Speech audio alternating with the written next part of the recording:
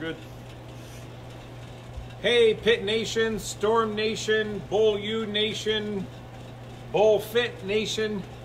Welcome. Under these circumstances, with this time in our society and in our world right now, what's been going on, it's really unbelievable. We here at the bowling center, we shut down Monday evening. We are allowed to be able to have a couple people in, so I turned on a couple lanes, and Heather decided to come in today and do some practicing. I still got my scummy shorts on because she did my BowlFit workout, which was awesome. So I'm on a week and a half now of that. So I'm looking forward to the changes that are going to be happening there. And as we didn't plan this, so this is very impromptu. We were just talking a few minutes ago about one of the discussions that guys were talking about out on tour, and Heather asked if she could say a few words just to clarify a few things. So Heather, I'm going to give you the floor. All right. So it seems like, and it's not just the guys on tour, but I think collectively one of the issues that bowlers have with working out is they don't see the correlation between how is this going to help me win, right? If it doesn't help them win, if there are people that are winning that don't work out, then they say, well, why do I have to work out if so-and-so at the top doesn't work out? Obviously, you don't need it to be a good bowler, okay? We know that you can be any shape, size, physical condition to be a great bowler, okay? The reason why it's important to work out isn't necessarily that. It could make you a better bowler, especially if you're a beginner, okay? But the elite guys out there, they're already great, okay? My purpose of trying to provide them workouts and help them to get stronger is to build up your body and make you resilient, okay? So that you can continue to bowl for as many years as you want and be competitive, okay? Brad and I were having a little bit of discussion about how he feels sometimes after tournaments or after a block of a day, and he's got to get up the next day and compete again, and his body is sore or fatigued. And I know that there are many people out there that feel that way on tour. So the purpose of working out is so that you can compete and enjoy it, okay? It's the same way in every sport, okay? I work with many athletes at all different levels, all different sports. And what's ironic is sometimes the hardest worker in the weight room is not the best player on the field, and vice versa. We have players that are great on the field, they just have this natural talent, but they're not the hardest worker in the gym, okay? It doesn't always correlate, okay? I'm not gonna sit here and tell you that it does. But LeBron James may not be LeBron James because of what he's done in the weight room, but he works hard in the weight room so that he can be on court and play and not be bandaged up, seeing the athletic trainer every day and playing in pain. He wants to be able to perform at the best that he can, okay? And that's what champions do. It's a mindset, okay? If you want to be successful, if you want to be a competitive bowler, it's something you should do to take care of your body, okay? And that's my little bit of a rant. And I'll let you chime in and say whatever you want to add to that I might have missed. Well, I mean, again, we're trying to abide by all the guidelines and keep our distance and whatnot, so I stepped off the screen. You guys are a little close there. Yeah, I mean, we're trying. We're trying to do everything that's been suggested. But what I can speak to is just from my own experience. When I was a lot younger, I didn't have to get in the gym nearly as much. I could get, I could bowl the whatever that day's amount of games were, 12, 15, 18 games that day out on tour, and then the next day I could wake up and I still felt okay. But as I have aged, most recently at the Tournament of Champions, I bowled qualifying, 12 games that first day, bowled pretty well, woke up the next day, and is it not working? Still shows online. We're good? I don't know. Unless it's the If Wi-Fi. you guys are good, give us some thumbs up. Unless it's the Quickly, Wi-Fi, please. but I'm on Wi-Fi. It should be fine. It keeps on cutting in and out on my phone. Yeah, we'll see. Whatever. Let's keep going. Okay, we're going to keep going. Anybody give thumbs up? They got us? I got you. Go ahead. Okay. So I bowled the first 12-game block the first day. The next day, okay, I didn't feel too bad. and bowled well enough to make match play. The following day, oh my gosh, I was so sore, and it certainly affected my repeatability. It certainly affected my physical elasticity, and that really affected my mental fatigue. So what I think Heather was getting at, and she said it very well, but I guess to add my thoughts is, I tell a lot of people regarding Bowl U, there's a lot of great bowlers that don't know anything about Bowl U. But in my mind, Bowl U is the fastest way to get really good at the sport of bowling. The keeping your body mobile, being able to still have elasticity, the shorten the recovery time between one day and the next day.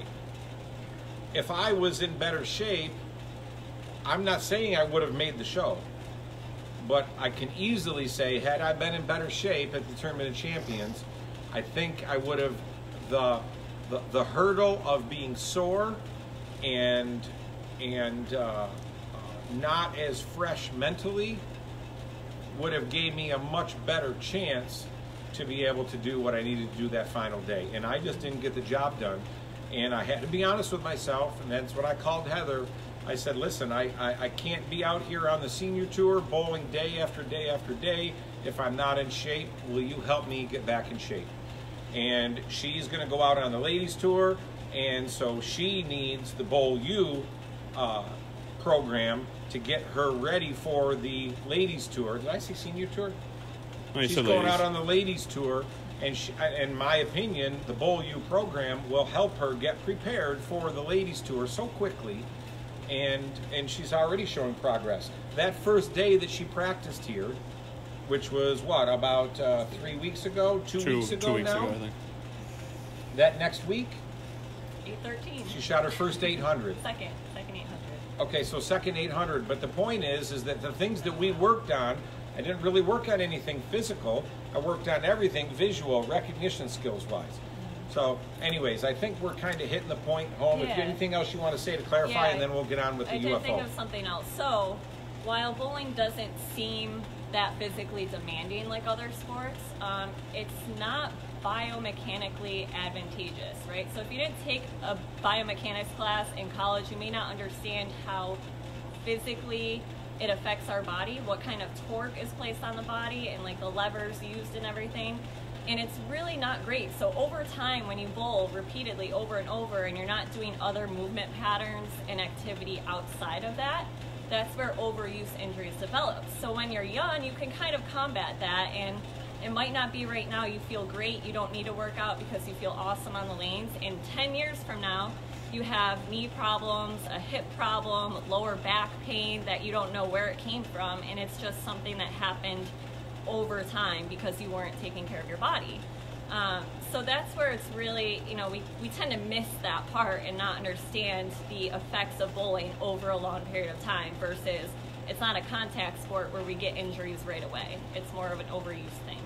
And then the second part is with everybody being quarantined and not able to go to a gym, understanding that the difference between strength training and aerobic training. Okay, strength training or using resistance training is the only thing that is going to help make you stronger. It's anabolic, so it's better for the integrity of your joints and your muscles, okay? Going outside and running, hopping on a bike, great stuff to get your heart rate up and aerobically moving, right? You want to do that as well. But the only thing that's going to actually make you stronger is strength training, okay? And if you don't have equipment, using body weight, using things laying around the house, you know, laundry detergent. Somebody texted me today, they were using bottles of laundry detergent. I'm like, that's awesome. Be resourceful, use what you have, do what you can with where you are, and just have that mindset that that's not going to stop you, right? I think I got it all. Well, I can tell you, we didn't have any weights today. We had one? Yeah, we had we had one weight, but that wasn't even the stuff that kicked my rear end. So she absolutely crushed me, and we didn't really have any weights. I did the lunges, and I did the stretch band pull down, and the squat thing that you did, and the the plank thing that you had me doing. Like that stuff, I got done. I mean, I'm sweating, and wow, I'm proud of myself that I actually did it. So, if you haven't reached out to Heather yet, I really suggest that you do. Certainly not from her financial gain, certainly not my financial gain. Just if you've been thinking about it for a while we're all shut down and shut in and really our lives are coming to a halt, it might be a good time for you to help reduce some of the stress. I'm not going to lie, I'm pretty scared. I'm pretty scared what's going on here at our bowling center, pretty scared what's going on in the pro shop, what's going on with our family. I mean, just all kinds of stuff, you know. So anyways, keep us in your thoughts. For the rest of you out there that are having some of the same sort of things, small business owners, or you're out of work, we all got to be helping each other at these times. Shout out to the Storm family out there in Utah. Pretty major earthquake this morning in Utah. So we love you guys. I hope everybody is okay and safe, and you guys all get together and pull through. And I guess other than that, let's just get throwing the UFO. How's that? Awesome. Have fun. Okay. Now, because I worked out today, I did throw some shots on the other lane with the Axiom that we drilled last week. So I have the Axiom on the rack, and I just drilled the UFO. What I did with the UFO is I drilled it a little bit stronger than I normally do. So this is about 4.5, maybe 4 1/4 inches from my axis. I'm not exactly sure what the angles are. I just eyeballed it and put the holes in it. But nonetheless, this is a little stronger than I usually do. I've been thinking about playing around with some stronger drillings, and so I thought, well, the heck with it. Let's just put it in this ball and we'll go with this. So these are the first shots with this ball. I didn't throw this. I threw the Axiom, and these will be the first shots on, we're using lane 19, right? Yep. Okay, so these will be the first shots on lane 19. And get your questions, comments. Guys, let me know if Gary Hulsenberg ends up chiming in or on. Gary Hulsenberg from Storm. I texted him earlier, told him we were thinking about them, and told him we were going live. And he said he would try, but said things were a little crazy out there with the shutdown and the earthquake now today. So, and then if Rick joins in, there's some pretty cool videos. Go on to Rick Benoit's personal page. He was posting some pretty cool things about topography and about how the lane should be oiled. He's pretty brilliant. I thought it was pretty cool and pretty creative. Great crowd right now, over 100 watching. Got over 100 right now, so thank you, those of you that are on. Help us out by sharing this. Yeah, okay, here we go. First shots with the UFO. Do my normal stand 15, look 15. I don't know what to expect. We had a league out here Monday, so nothing yesterday. We were shut down. Should be pretty similar to what we're used to, but not much play. Okay, here we go. 15, 15.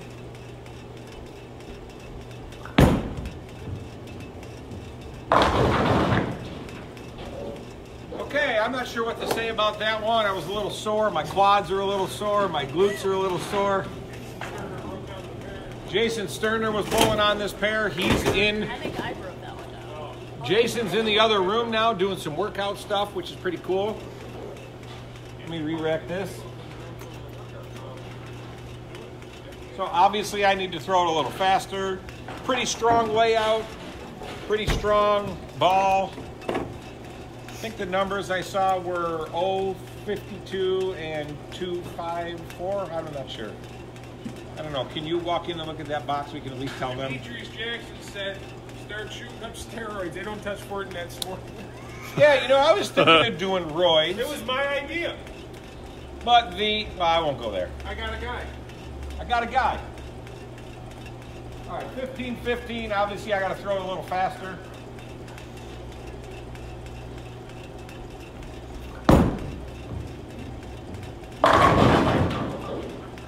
saw that really read, didn't have a problem reading, so we would conclude that this is higher friction. There's a lot of friction right there where we were playing, where I'm playing. I'm not gonna make a lateral move yet. We'll do that in a few more shots. I'm gonna lower my rev rate a little bit. Still keep the same speed.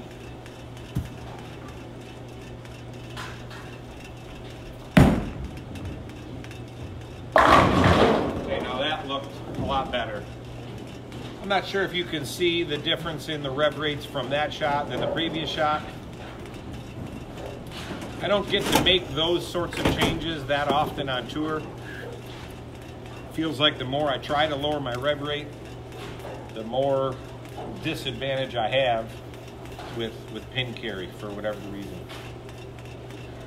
Try to repeat that again though. That last shot's probably more consistent with what I would say I see a lot of league bowlers do. Got 150. You know, lower rev rates. Obviously we all have the people in our leagues that can really get on it and you know, and have tour level rev rates. But I think this ball would be usable for them as well. You just might need a different layout, maybe 5.5 inches, maybe lower the flare a little bit. Before I wipe this off the next time, I'll show you the width and the flare rings in this because of this little stronger drilling for me. So lower rev rate, that same speed.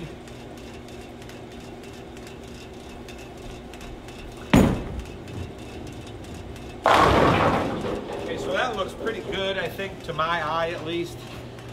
I'm not trying to make a big lateral move. I'm just allowing it to lay there right at the pocket. Using these angles at the pins, this is probably a 2 or 3 degree angle at the pins. Using this shallow of angle will allow me to use more of the head pin, thus limiting the deflection. We've been working on deflection with Heather and with Jason, helping them see deflection. And one of the drills that we do in Bowl U so that you can see deflection, do we have it on this lane as well? No. Just on the other lane? Okay. So one of the drills we use to be able to see deflection is here at our lanes, we actually take the 6 pin out of the rack. So Tim, if you want to zoom in on that while I'm talking, and then get a chance to bowl on that rack so that you can get a good idea and really see what the 3 pin is doing. Really feast your eyes on that 3 pin so you can get a good idea as to how much your ball is deflecting and or not deflecting. So Jason was doing this earlier, and before he re-racked it to take the 6 pin out, he was like, yeah, I didn't even realize it. Now it's a lot easier to see the 3 pin once he takes the 6 pin out. And man, he must have had, I don't know, 8, 9, 10, 12 in a row, something like that. He was striking like crazy because he's starting to understand how much more of the head pin he can use that he doesn't usually use when we're out on tour. All of us think that we need more hook, more angle, and that's not necessarily true. It's just that you want the part of the head pin that you're using to match the angles that you're choosing, and then you want your physical game to match the strategic choice you're making, not the other way around, okay? So again, still lower rev rate, little higher speed for you league bowlers that typically are speed dominant. Actually, I think this would be a great ball for you.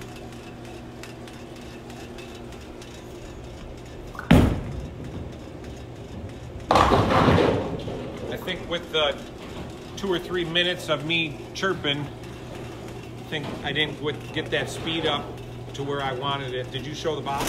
Not yet. Don't wipe off your ball. Oh, no wipe off the ball. Okay. So you can see the flare rings on that. You can see the oil absorption. I know. It's like literally, they're right in front of your it's eyes. actually going away. And it's not windy in here.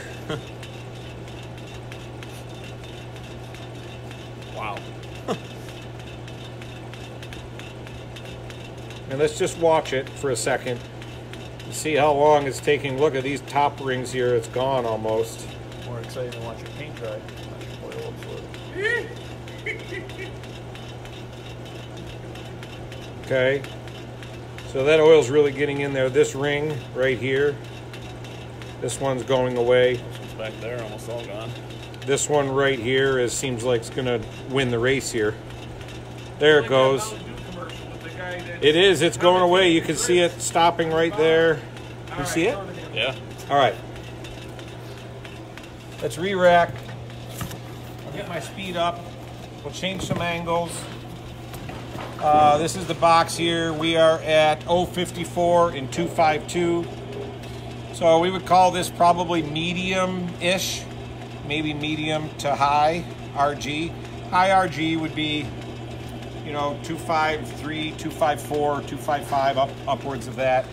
Medium RG is like 250 to 252, and lower RG is in the 24s. It's just basic. Low RG to high RG. Lower RG typically allows us to control transition, but as the fronts break down and we need the ball to save energy relative to how your layout is, it's just one of the components. RG is one of the things to consider. Sometimes we try to get higher RG balls if we're on a higher friction surface. Sometimes we need that ball to get through the front so it's not used up. So that's just kind of what we use higher RG stuff for.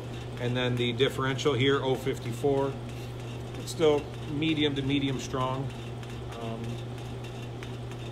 I don't remember what the Axiom was, but I think it's generally in that. No, Axiom I think was 047, 048, something like that.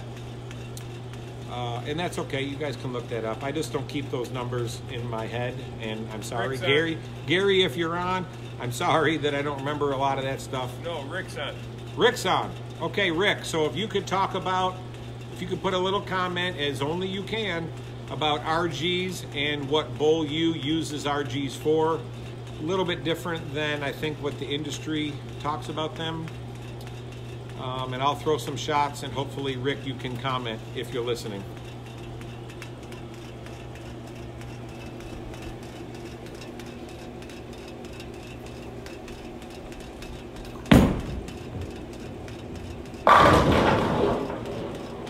Okay, that was pretty good. Got my rev rate down. Okay, now, how about if I move a little left? Or how about if I throw the Axiom from that identical part of the lane? Let's do that. Dave Day, question. First impressions, how does it compare to the Evolve and the Prime?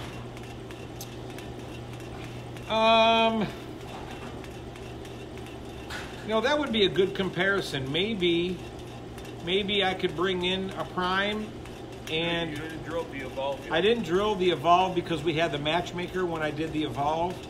I did drill an Evolve at the Tournament of Champions, but I drilled it really strong. It's a 2-inch pin. Maybe that would be an interesting thing to be able to talk about. You know, there have been some questions about 2-inch pin layouts. So maybe next week we'll do that, Josh. Maybe that's our video for next week if we're all still able to go out and about. As long as people are off and we get this many viewers, it might be a good time to be able to just sit and have a discussion, and I'll try to be as good of a throwbot as I can be and answer questions, and you guys can see the balls go down the lane. So the answer to your question, Dave, is I don't know yet. You know, remember, it's not what a ball does, it's how it's best used, and how a ball is best used will show itself as we use that ball more and more and more as transition is occurring. Okay? Obviously, like the Axiom, obviously it's another stronger cover, smoother type of ball, which there's nothing wrong with that. I don't want to minimize it, but it is another option. I think the core is stronger than the Axiom. You saw the Axiom being used on the World Championship show this past weekend. I used this in league last week after the we had the Wednesday session. I threw it. That was the first I threw it, and then I used it Thursday night in league a couple games, and I haven't touched it since. So you can already see the lane shine that happens just on its very nature. Just don't worry about it. That's okay with the light. Okay. So I'll try to throw this, the identical shot that I just was with the UFO, but I can tell you now this is a weaker layout and a weaker ball and a little shinier surface. Now we got cover considerations, all that sort of stuff. So my expectations would be is that if I throw the same shot that I just threw with the UFO, my expectations would be is that this would hydroplane a little bit. Okay, doesn't make it a bad ball. That just means I might have to change something or find a little more friction or slow down or something like that. I'll try to throw the same shot. And I will be honest as to whether or not I feel like it was pretty close, okay?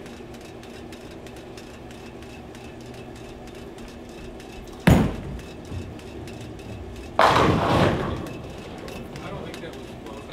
It wasn't. I was a little off balance. I meant the way it looked. I would say speed-wise, that was pretty close, but I think I missed in a little bit on that shot. So let's try. I'll try to throw this one better. One thing I will say. When you're done talking and throwing, I got some questions. Okay. One thing I will say is that based on that first shot, even for the way I threw it, you saw it just deflected a little too much. And that had to do with the precession. It had to do with a slightly weaker ball, weaker layout, a little shinier cover. Okay. See if I can throw a better shot here. Execution here.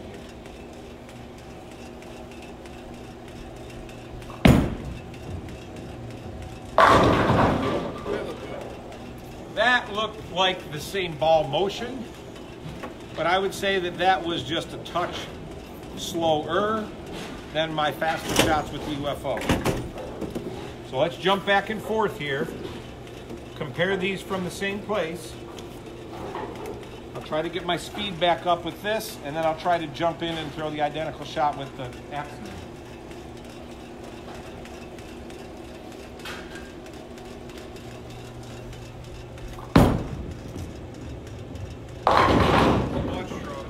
See, that's a lot stronger. That shot was almost the same as the previous shot with the Axiom. All right, I got to regroup here. Heather, you crushed me. I'm sore walking to the foul line.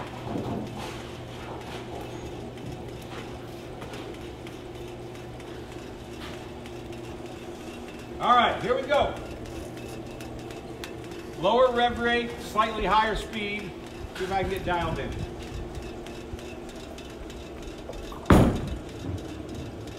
Okay, that was pretty good. Even though that ball deflected a little bit, that was a pretty good shot of what I wanted to do.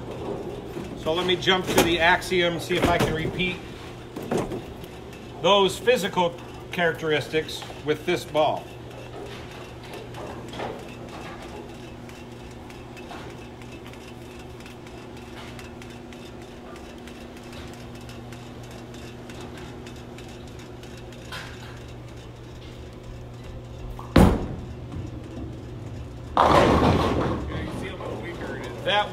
That was pretty close to the same shot, and that was definitely lower friction.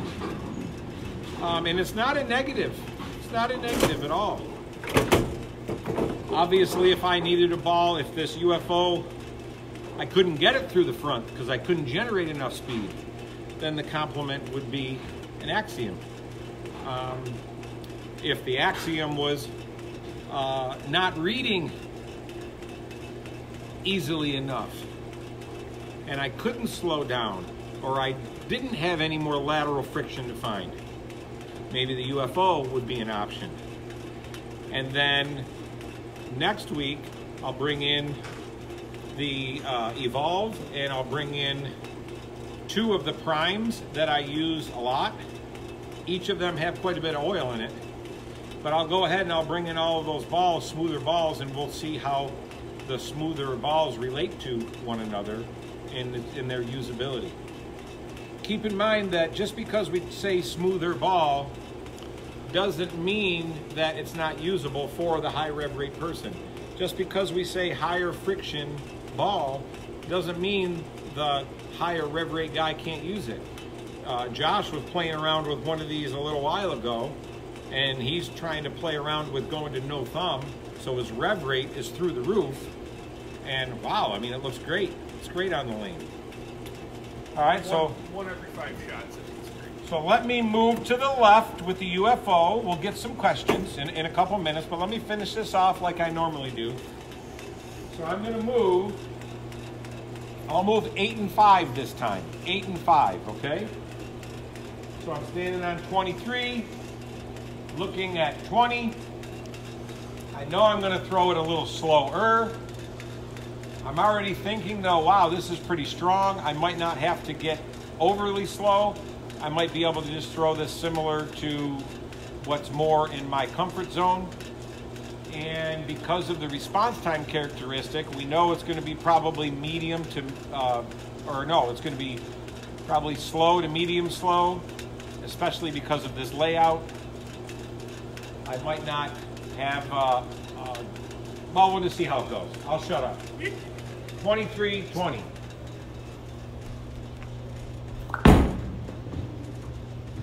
Oh, never get that hit. I didn't throw that one that good because I was talking too much. So I'm going to shut up, throw a couple shots. How about that? That's the best. We should just put a muzzle on you when we do this, and then take it off when it's your question.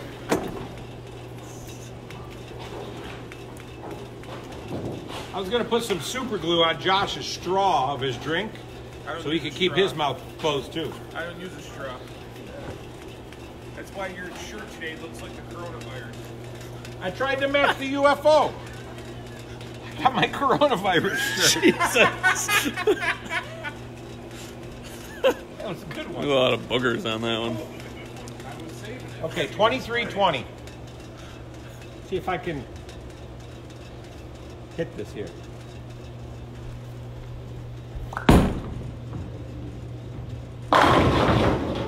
Yeah, I like that. I feel like that I could do that. That was more in my wheelhouse. I didn't feel like I had to really try to make that ball read. So that looked pretty good. See if I can throw another shot or two, and then we'll throw the axiom from that same plate.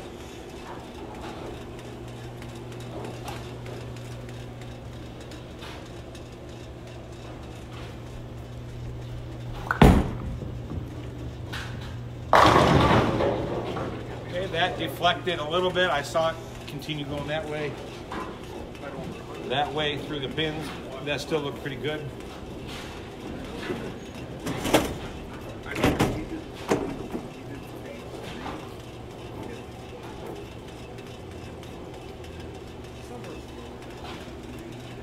.23. Keeping in mind, I'm realigning to my target. Tim, get a shot of my feet. Now that I'm using a little bit more open angles, I was over here on 15, standing a little straighter. And now I'm over here to 23, and I've realigned to my target, walking in that direction, okay? Relative to my drift. All right, 23-20, another good shot.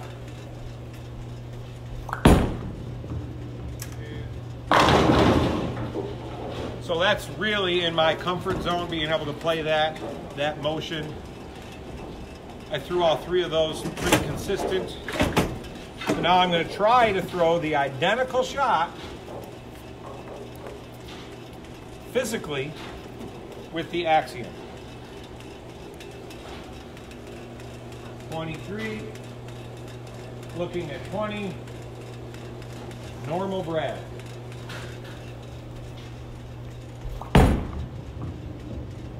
And there's the deflection.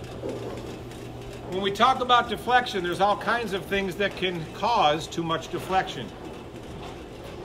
It can be oil down lane, not enough precession, too much precession, poor rack,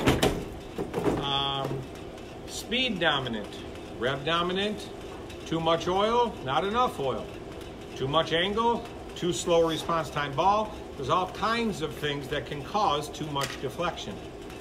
We discussed those in Bowl U workshops. But that was certainly too much deflection there. So I'll throw the same shot from the same place, and chances are, if it does anything, it'll be kind of a half pocket, saw the 5 into the 7 strike. I already know that if I'm going to use this ball on this lane from right there, that I would have to get my rev rate up and or slow down, some combination of that, to be able to get that ball back into enough of the head pin so that I can control the deflection. I'm going to try to throw the same shot. 23, 25, or 20, 23, 20.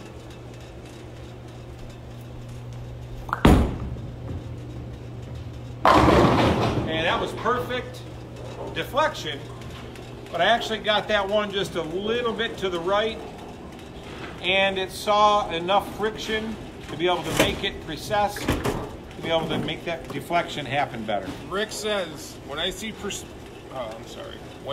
precession sooner than I want and I don't have a cover option, I will stop using lower RG and select the higher RG core option. Simply understood, higher RG balls are more sensitive to transition, and bowling always has been and always will be about the transition. That's what Rick just said. I hope everybody read that comment. Jason is here. He doesn't really want to be on today. He's all sweaty and just woke up and drove in and all that jazz. But we're trying to work on that exact thing, trying to work on Jason's ability for his eyes to dictate what it is that he's really seeing and know what effect that has on deflection at the pins. And that little thing right there, Rick, that's exactly what I'm talking about. That's why it's important for you, whenever you're available, to be able to tune in and put some of those comments in there. I mean, that comment right there, I'll go back and I'll read that over and over and over, and that'll get emblazoned in my brain, and then I'll be using that almost as an exact quote when I'm teaching students.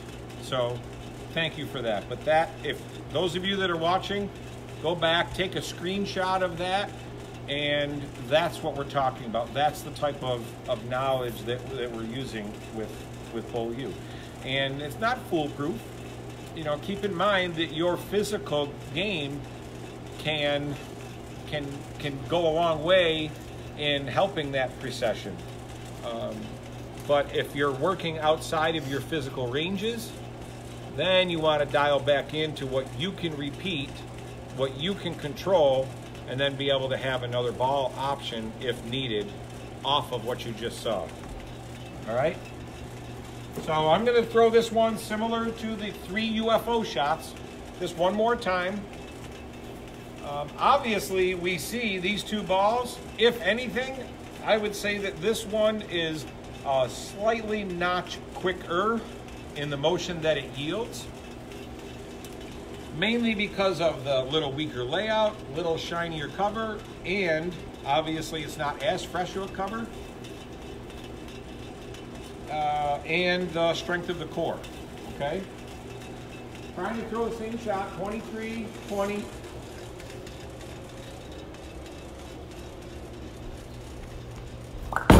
That's pretty good. There's that half pocket one. That was just the one that I talked about. That was pretty good off my hand, what I was doing with the UFO for those 3 shots. Okay?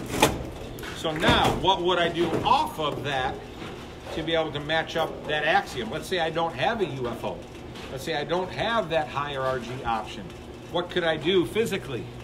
Obviously, I would just slow down a little bit. Yes, I can move a little to the right. There's always lateral moves. I just don't want people to, you know, most people have learned that when you go half pocket like that, you move a little to the right. Man, you start bowling on some of the sport patterns or even some of the challenge patterns. I like the half pocket hit. Or, well, the higher rev rate guys, they can use that half pocket hit. But if you're only limited to lateral moves, then you're really not truly paying attention to precession and understanding what to do with it, okay? So I'm still gonna stand 23, looking 20, but I'm gonna slow down, change my hand just a little bit, raise the rev rate a little bit, and see if I can get the same deflection that I had with the UFO.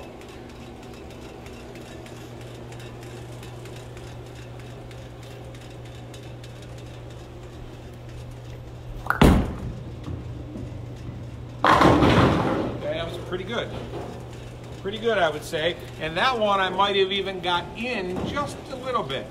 But still, the front to back shape that achieved was very similar to the front to back shape as what I was talking to Jason about earlier.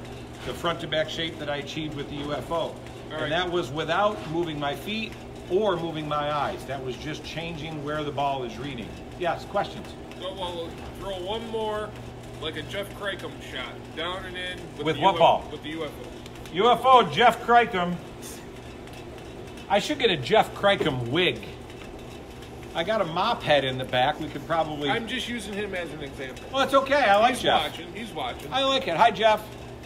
Okay, I'll move back to the right. I'm not going to aim for the Brooklyn on purpose. Trying to hit the 1-3. So I am now standing on 12, and I'm going to be looking 13, okay? Notice my feet. Sorry, Tim. Notice my feet are very square to the direction I'm wanting my launch angle.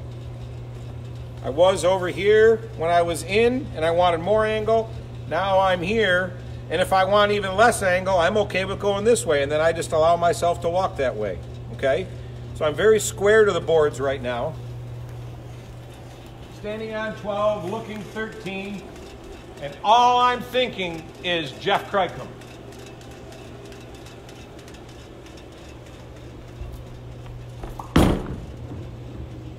I look just like it. That did look pretty good. Yeah. That was a pretty low rev rate. Wow, Jeff. So that's how you strike so much. Everybody says they're loving your coronavirus years. My COVID-19. Okay, 12. Looking at 13. Jeff Crickham.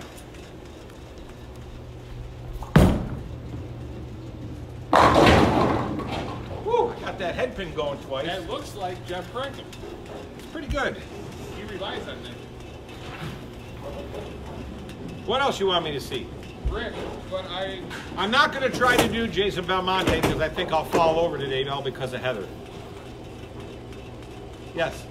Rick says, but I always want to use more predictable ball motion because transition is so important. Stay within your ranges and give yourself options without giving up too much predictability.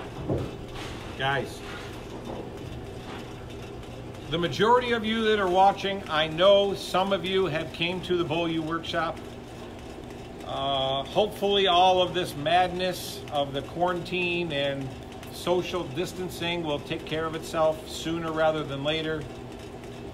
Rick, I want to plan a Bowl U workshop here in Buffalo in July, again, over the weekend. For those of you that have been talking about the Bowl U summer workshop that I do here, I don't even know what to say. I put everything on hold because I don't know what the status of our bowling center is going to be, so I apologize. The senior tour just got postponed. A couple of the first stops just got canceled. So who knows what's going to be happening. Everything's an unknown, but it was going to be in that 1 month window from June 22nd till July, whatever, 17th. There's 4 weeks in there. And I mentioned that last week, but now I don't know. So I'm going to sit tight and wait and find out what's going on.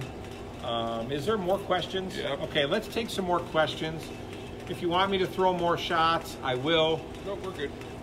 Demetrius, I've been seeing a lot of, strikes going through the nose, but then when he goes through the nose, he leaves a split every time. Why is that? You're just unlucky, man. I don't know. I don't know if you're Irish or you have Irish blood in you at all, but maybe you got to wear green shirts. Bring some food coloring, put a couple dabs in your next beer that you have, your draft beer, because you got to support the bowling centers once they open back up. You're just an unlucky dude, D. Sorry, buddy.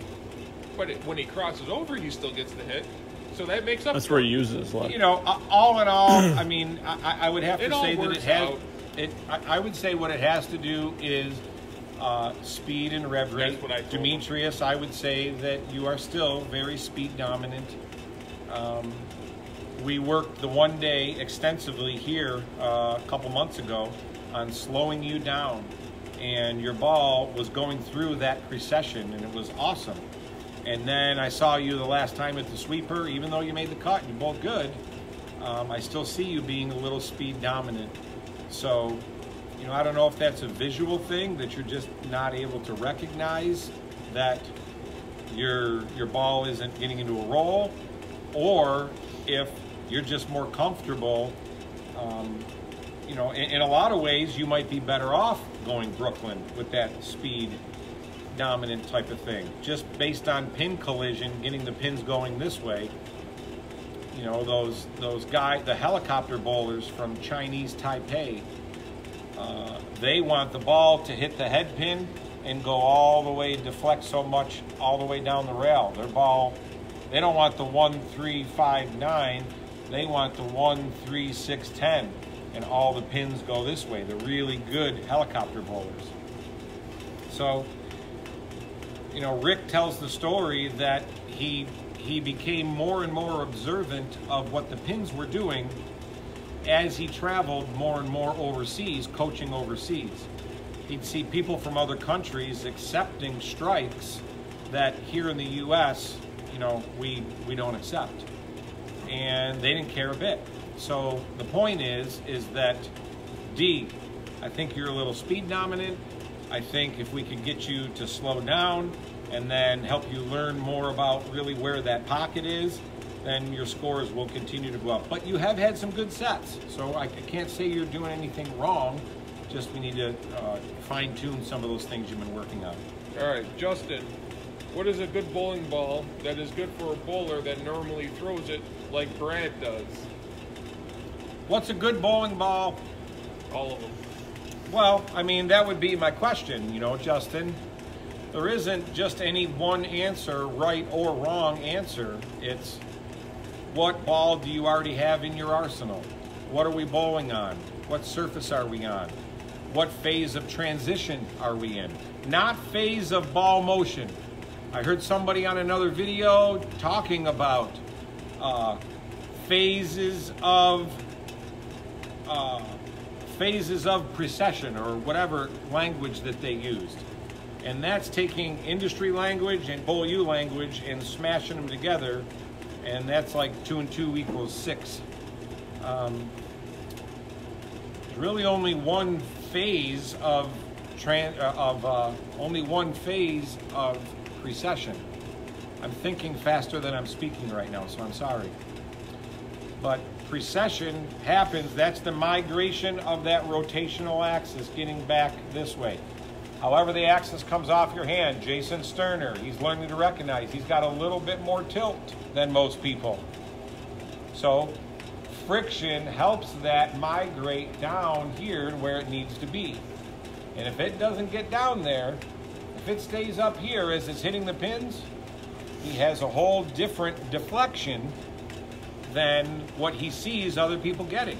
So either he's got to get comfortable with that and then be able to know which part of the pocket he can use, or learn the deflection that he's wanting to get needs more precession. It's one or the other. Even, I mean, with as great as Jason Sterner is, been one of the best guys in the world for the last 8-10 years.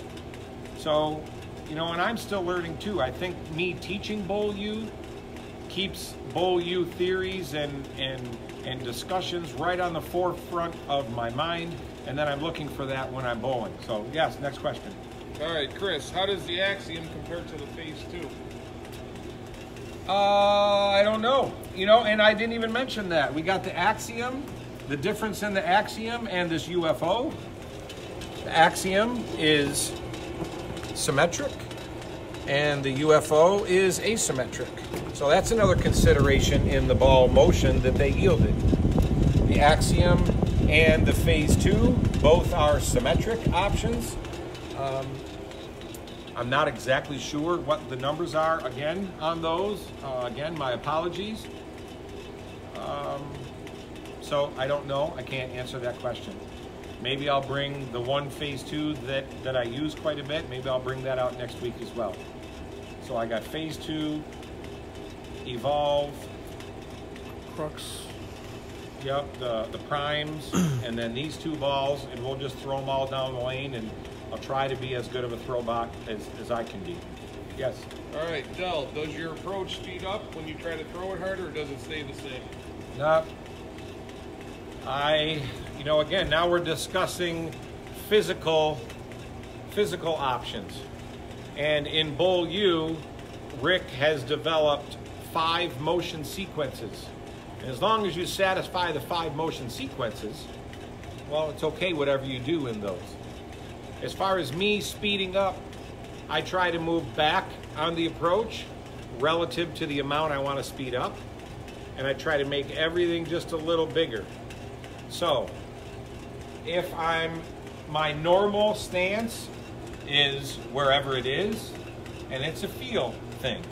If I want more speed, just a little bit more speed, I move back a little bit on the approach, and I make everything a little bit bigger, and then do everything with the same relationship. It's still the same image, it's just on a bigger TV screen. If I want to slow down, if I need to decrease my ball speed, I move closer to the foul line relative to the amount that I want to slow down, and I try to get more compact, and then satisfy the 5 motion sequences that I've learned from Rick in Bowl U. And as long as I can satisfy those and repeat those, okay, I'm in good shape. So it's all relative to the ball motion that you see, and so I do not stay in the same place, just raise the ball up, and just try to make my arm swing go faster. Because now that messes with my timing, messes with my release timing through the hit zone. Everything gets all messed up for me. That's not to say that there's not great bowlers out there that only do one thing.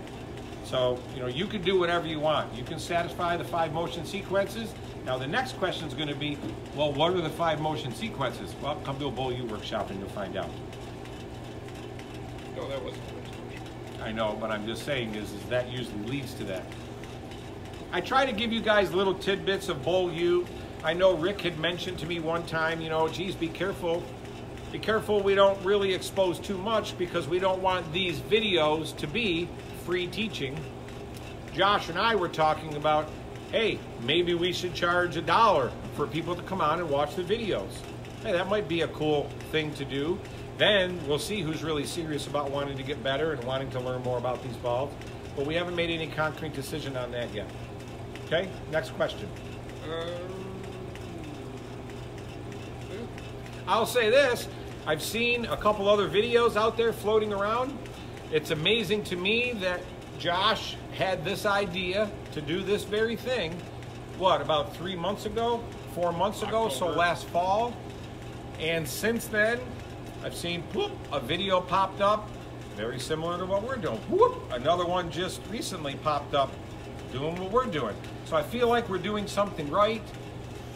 Please share the snot out of these videos. Heather, why don't you come back up here and tell all the people how they can learn more about BowlFit and all that stuff. And yep, and then we'll do a wind down and call it a day. So Heather's back up.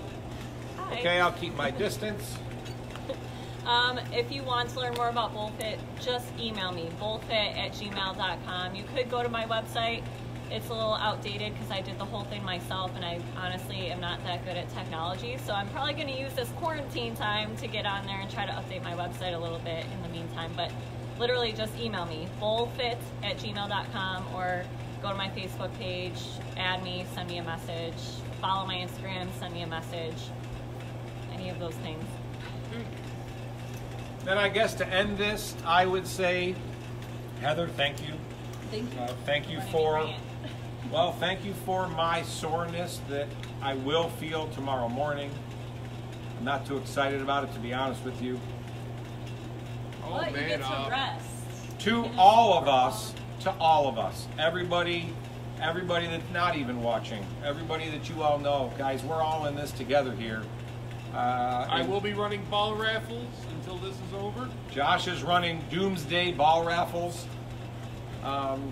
Selling out like hotcakes. Sound But out keep like in mind TP. that, listen, all of us are together in this here. You know, whether you're with this ball company, that ball company, this political affiliation, that political, it doesn't really matter. We all need to work together and help each other.